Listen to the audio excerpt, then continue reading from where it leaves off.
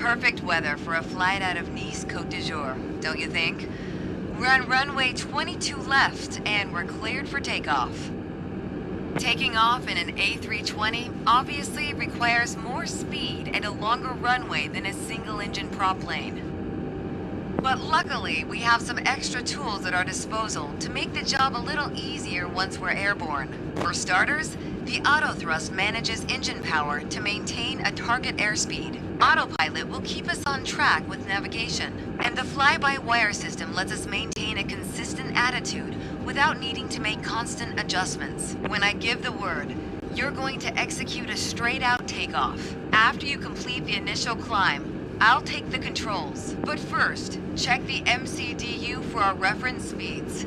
I already typed in today's numbers.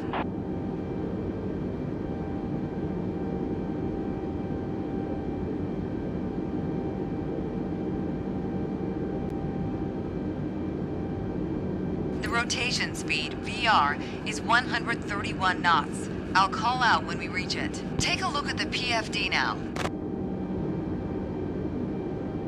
Then, once we hit VR, you just need to begin a gentle rotation by pulling back on the side stick. Don't exceed 10 degrees until you've lifted off. Next, let's review the thrust levers. We need to be aware of 3 different detents. Use the climb detent labeled CL on your throttle to automatically manage the thrust for the remainder of the flight. Toga to take off at full power on short runways or when performing a go-around. And for today, FLX MCT for a reduced thrust takeoff. We reduce thrust at takeoff to preserve our engine life and save fuel. Now let's monitor the engine parameters. As you can see on the engine warning and system display, I applied the parking brakes earlier.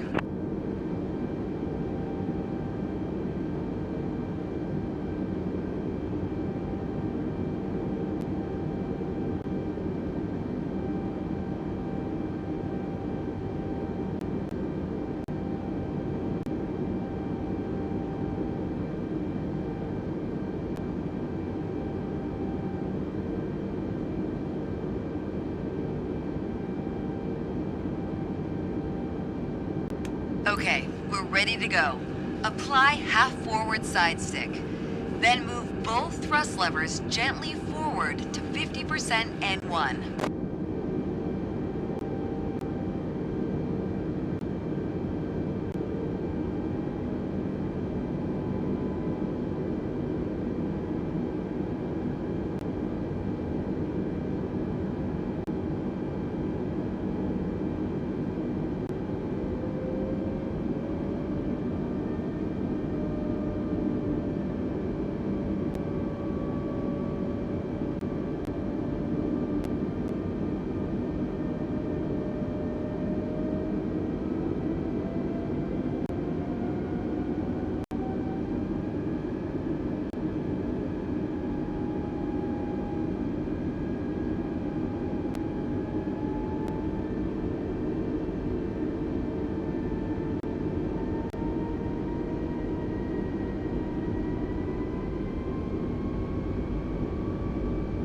Then move them to the flex detent.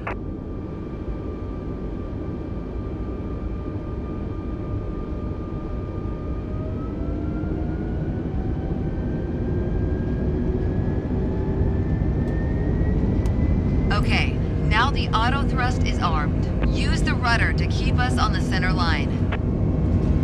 80. Rotate.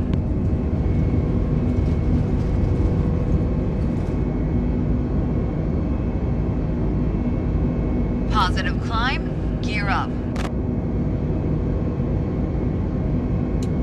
Engage autopilot. Autopilot can either be engaged 5 seconds or 100 feet after takeoff to manage heading and altitude. The FM